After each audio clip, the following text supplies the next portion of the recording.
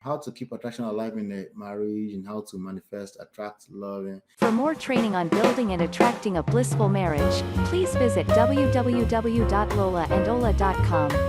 How to keep attraction alive in a marriage and how to manifest, attract, love, and using law of attraction. Let me just fly through that. Okay. So the three laws of attraction.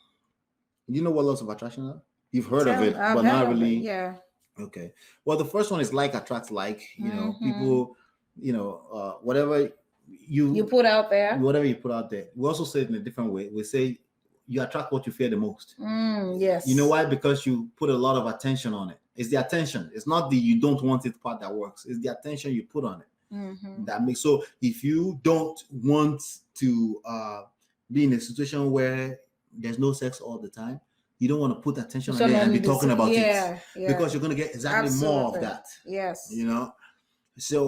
So like attracts like. Whatever you want to find out how to create that feeling, right? And then nurture that feeling.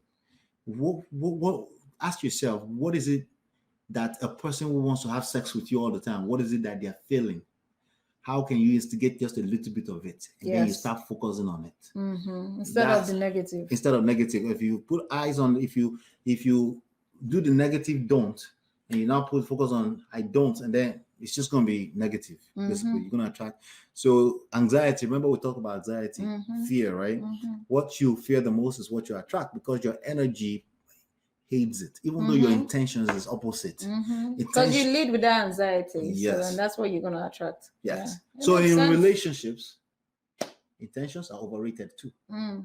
That's why good people end up in bad situations all the time. I'm telling you. Okay.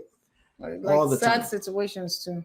So that's the first of three laws, not two laws. The second of the three laws of attraction is nature hates vacuum.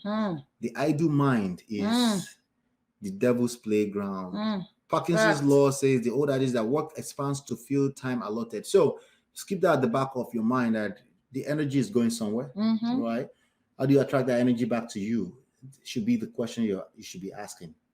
That's part of the laws of attraction. Don't just feel like, even though when they say orbit, right, where there's no gravity, there's still particles that fill that space. Right. So if if you don't pay attention to a woman all the time, eventually she's going to put that energy somewhere else. Absolutely. Or vice versa. Oh, yes. Right? So be careful when you say, I put my energy in my children. Okay? Yeah. All right? Okay? Also, that energy you're putting in your children can become a toxic thing in the future because when they leave, I mean, how do you see like women that don't know how to let go of their children? Like the child is now married, but they still find themselves always attached to the child. In spite of good intentions. To the point that they are causing problems in their child's house. In spite of good intentions. It's that toxic even if you say, I just want my daughter-in-law to be my daughter, that can come off as a negative energy. Yeah. Because again, it's neediness. I, and that's neediness, and then that person may not be ready to receive that. You're not even paying attention to how that person receives love, and it just gets very nasty. So, just keep in mind, just understand how energy flows. It's neither created nor destroyed. It passes from one thing to the other, and then back. That's why we talk about anxiety passing. Understand all of that. Nothing just happens. It's because the energy just moves from somewhere to somewhere. And if you get angry, it's energy. Put that person on the other person, you're going to hurt them and all that kind of stuff, right? All that stuff affects attraction. You just have to be aware of that. And the third, last but not least, third of three laws of attraction, present equals to perfect. We're here right now because it's a perfect place to be. That's it. Okay. Obsession. Okay, well, let's a perfect. Well, if you're not connected to your purpose, everything about now will be equals to resentment for you, right? You will resent the very idea of you in this moment in time, right? And then everything around you that you're in relationship with will also hurt. They will feel it because they're next to you. That's when you feel lost, right? So laws of attraction start with gratitude. Oh, I have gratitude there, right? Yes. Just appreciating the now. Right? Obsession with the past and the future will only hurt you. Okay? I agree. Live in the moment. Live in the moment. Learn how to appreciate the present. Wherever you are right now. Okay? And I'm not talking about people that are in the hospital trying to get out of COVID. That's not what I'm talking about. I'm just talking about you, that you're able to have alafia. That you don't even have COVID right now. You have to be grateful. Like, listen, I'm telling you right now, any way you can tap into gratitude, even if you have COVID. Yeah. Even that's applicable, right? There's a place of gratitude. If you do that, that energy will spread to everything else. There's no way you're not going to attract the love you desire or you deserve. It's just not possible. But if you're a person, you go home, you nag about everything. You're always angry. You nag about work. You don't see the good in anything. You don't see good in anything. You know, you're always fighting other people. Even though your wife may be feeling good about it right now, that you're both fighting something, it's just negative, right? It's bad. So part of law of attraction is understanding, knowing the value of the present. You know, your thoughts become things, right? So the second one we talked about there, those are real things. You know, your thoughts become real things. So how you think, understanding the structure of your thoughts, knowing that because you say I don't want something doesn't make it you don't want it. Now you're telling me that you want to attract it because you're putting a lot of focus on it. I know it's kind of confusing to a lot of people. That's when they call it bullshit. But it's real. It's real. Because if you start, don't worry about you. People call things bullshit because they're looking at it from their end. Look about the other person that's hearing that.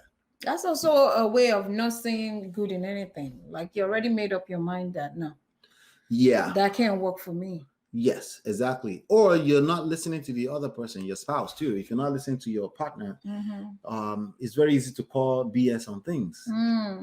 But if you're listening, you're always actively looking to find the good in everything.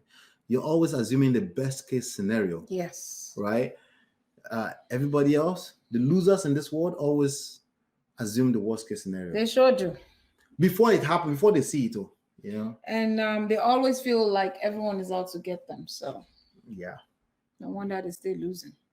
I mean, positive affirmations are very, very, they are real. Yes. And they are very important.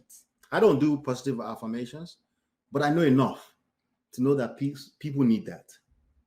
Because the brain is such a fickle thing. That's what I mean by vacuum. You have to feel it. If I tell you, if the Bible is what you believe in, then you better read it to complete understanding over and over. You can't just read 3 times a year and say that's it. You have to be a student of it. Yeah. I'm not really a Bible scholar or student. I'm not. That's not what I study. I read it out of religion. You know, but I've read it, and I've read it back to back a few times, and I know that everything is in it for anybody who wants to make it their book of life. I actually just started reading the Bible again. I would say started 2 months ago, and I do it based on plans. Like, do you want patience? What do you want to work on? Is it, the Bible is very, very, it has everything in it. Everything is in it. It's so complete. It's like seduction that I said it has negative, and you can use it just people interpret it bastardly and use it for the wrong things. Right. That's what the Bible is too. But if you want to use it for self-development, there's 2 books that I want to read right now, and I want to read it. That's Songs of Solomon, Ecclesiastes. I think those 2 books, and Proverbs 3. I want to read them because I know that there's business principles and stuff like that in it. And even like, I think Ecclesiastes has like relationship stuff, even seduction stuff, right? Yeah, in it. Everything is in it. But of course, people would rather read Revelation, something that sounds something terrible, that was something that has nothing to do with living a quality life right now. You're living daylight out of you. Yeah. I'm not about that. Yeah, so that's it. That's all we have for you today. For more training on building and attracting a blissful marriage, please visit www.lolaandola.com.